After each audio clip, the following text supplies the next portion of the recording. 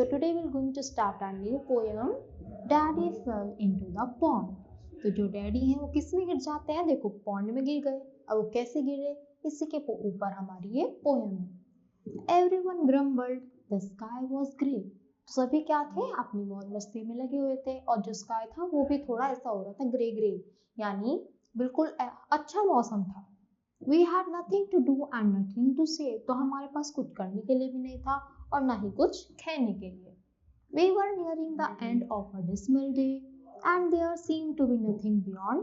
Then Daddy fell into the pond. तो हमारा बहुत ही बोरिंग डे जा रहा था, हम ऐसे ही बैठे थे और कुछ भी हमारे पास करने के लिए नहीं था।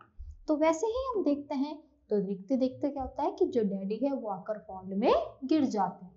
And everyone's face grew merry and bright and Timothy danced for sheer delight.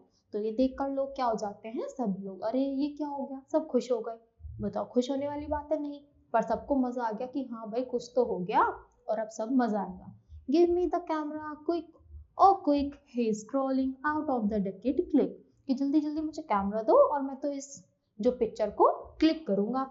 जो देखो जो यहाँ पर डक्स है वो भी क्वाक क्वाक करने लगे।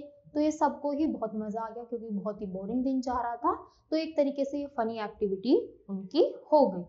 Then the gardener suddenly slapped his knee and doubled up, shaking silently, and the ducks all quacked as if they were draft, and it sounded as if the old drake laughed. Oh, there wasn't a thing didn't respond when Daddy fell into the pond.